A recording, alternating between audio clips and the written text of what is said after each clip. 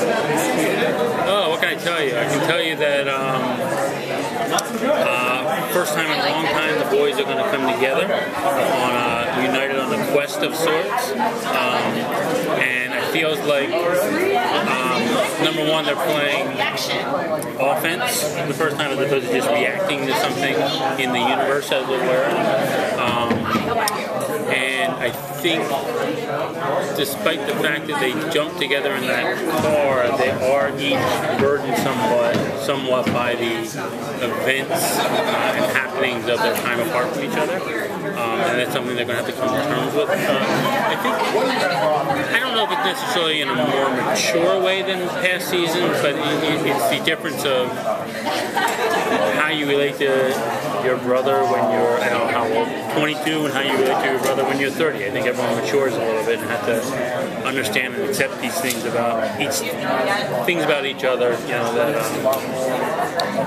maybe weren't necessarily, you know, that big a deal when you were, again, 22, you know, but trying to be realistic in that way, in the way you talk to your friends and your brother, you know, trying to be very realistic.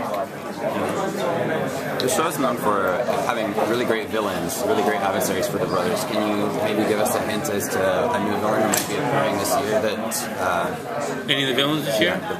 Well, I can tell you that certainly an old favorite, sort of friendly villain, as it were, would be Crowley. I think he and the boys have I think it's safe to say their relationship is definitely changing this season as they find themselves in contention for something that is frankly very, very important to each of them. So I think it's a little bit of no more Mr. Nice Guy when it comes to their relationship with each other. Why did Crowley send Dean to Purgatory and leave Sam alone?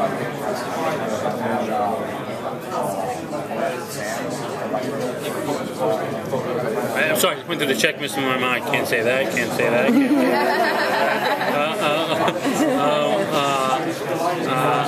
I think the question that we'll be answering even more will be, what is the result of that?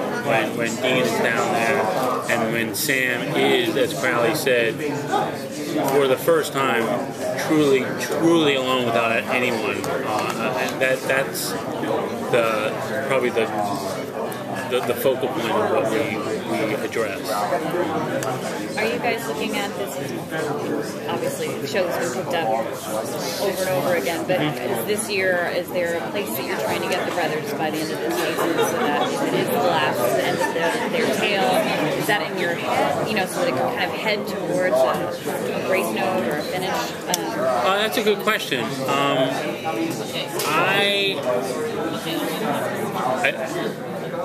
I think the storyline we're doing could do that, but I honestly have no intention of this being the last season. And if anything, we are using this season as a chance to reboot some mythology that will give us legs for at least a few more seasons. So the most honest answer is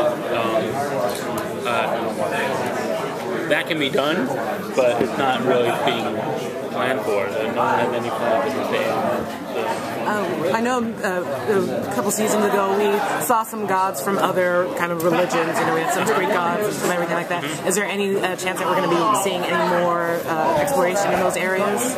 Yeah, you will. You'll see. In the first run of episodes, you will at least see.